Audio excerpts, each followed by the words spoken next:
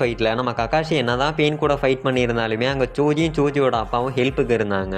இருந்தும் கூட 3v1 பண்ணி ஒரே ஒரு பெயினை மட்டும் தான் கில் பண்ண முடிஞ்சது. கில் பண்ண கையோட கக்காஷி இறந்து போயிருப்பாரு. ஃபைட் நடக்கல நம்ம கக்காஷியை கேட்டிருப்பாரு, எப்படா உங்க 6 பேர்த்து மாஸ்டர் ஜிராய தனியாலாம் நின்று சமாளிச்சாருன்னு. ஸோ லீஃப் வில்லேஜில் அத்தனை பவர்ஃபுல்லான கேரக்டர்ஸ் இருந்தும் கூட நம்ம பெயினை யாராலையுமே டிஃபீட் பண்ண முடியல, அதாவது நருட்டோவை தவிர. இதுவே நம்ம ஜிராய ரைன் வில்லேஜுக்குள்ள வந்துட்டான்னு தெரிஞ்ச உடனே ஆல்மைட்டி புஷ் போடுற யாய்க்கோ பெயின் போய் ஒளிஞ்சுக்கிட்டு வேற ஒரு பெயினை இறக்கி விட்டுருப்பாங்க. இதுவே ஆல்மைட்டி புஷ் போடுற அந்த பெயின் மட்டும் வந்திருந்தா நம்ம ஜிராய போஸ்ட்மார்ட்டம் பண்ணி நம்ம சுனாடேக்கு டெலிவரி பண்ணி விட்டுருவாங்கன்னு தெரிஞ்சுதான் நம்ம நாகட்டும் சமனிங் ஜுட்சு பண்ற அந்த பெயினை இறக்கி விட்டுருப்பான். இருந்தும் கூட சமன் பண்ண எல்லா மிருகத்தையுமே அடிச்சு துவம்சம் பண்ணுவாரு நம்ம ஜிராயா. அதுக்கப்புறம் ஸ்டேஜ் மோடும் போவாரு. ஸ்டேஜ் மோடு போனா நம்ம ஜிராயாட்ட சமனிங் ஜுட்சு வேலைக்காகதுன்னு சொல்லி மொத்தம் 3 பெயின்ஸ் வந்து ஃபைட் பண்ணியிருப்பாங்க. ஆனா அந்த 3 பெயின்ஸையும் நம்ம ஜிராயா என்ன பண்ணுவார்னா கென்ஜுட்சுல லாக் பண்ணி 3 பேத்தையும் போட்டு தள்ளியிருப்பாரு. எல்லா பிரச்சனையுமே முடிஞ்சிருச்சுன்னு சொல்லி நம்ம ஜிராயா போய்கிட்டு இருக்கும் போது ஜிராயாக்கு பின்னாடி இருந்து ஒரு பெயின் கக்காஷி விசஸ் பெயின் ஃபைட்ல நம்ம